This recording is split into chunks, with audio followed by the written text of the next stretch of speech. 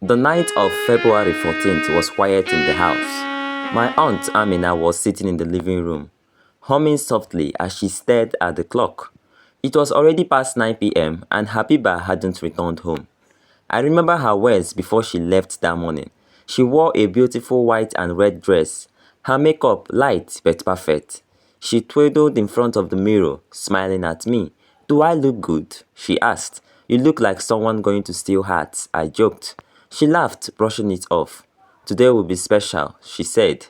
She was going on a Valentine's date with Sule, her boyfriend of almost a year. Sule, the man who charmed our entire family. Sule was everything Habiba wanted. He was always polite, soft-spoken, and treated her like a queen. Whenever he came to visit, he would bring small gifts for my aunt or my uncle. He seemed perfect, too perfect. By midnight, my aunt became restless. She tried calling Habiba, but her phone was switched off.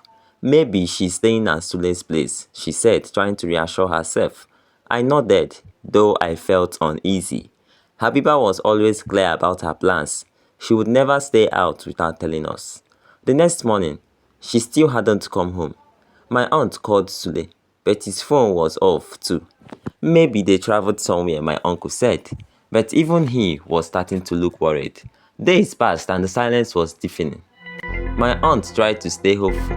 "She's probably just enjoying herself. Sule is responsible. He won't let anything bad happen to her." But her voice cracked as she said it. By the third day, the worry had consumed us all. My aunt's face was pale, her eyes swollen from crying. "Where is my daughter?" she whispered over and over. The house felt heavy, like we were all waiting for a phone call that would never come. We decided to visit Sule's house. When we got there, we were shocked. The house was locked. The neighbors said they hadn't seen him in days. That's when panic truly set in. Something was wrong, very wrong. We went to the police, but they asked the usual questions. Does she normally go off without telling you? Did they have plans in their relationship?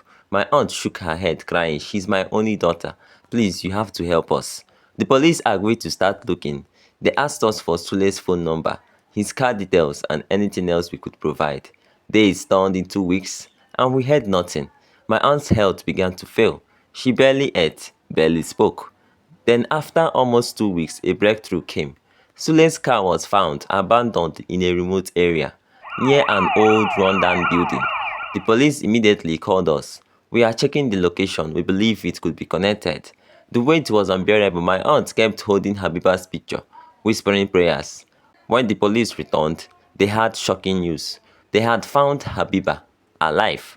But the details of what happened shattered us. Habiba was found tied up in the abandoned building. She was weak, bruised, and barely able to speak. Sule had kidnapped her. He had taken her there after their date and held her captive. Sule had the motive to use her for money ritual. When we finally saw her at the hospital, she broke down. "He said he loved me," she sobbed. "But he lied. He planned everything. He wanted to kill me." Through her tears, she explained what happened. Sule had acted perfectly normal during the date. He bought her flowers, took her out to dinner, and made her laugh. But on their way home, he took a different route. "He told me he had a surprise for me," Habiba said, her voice shaking. "He took me to that building.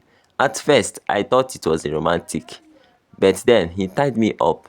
He said I was special and that my blood would make him powerful." Sule had just joined a ritualist group. They promised him wealth if he sacrificed someone close to him, and he chose me, Habiba. For days, she had been tied up, with Sule coming in and out of the building. He had been waiting for the right moment to finish the ritual, but the police found her just in time. Hearing her recount, the details broke all of us. My aunt cried so loudly.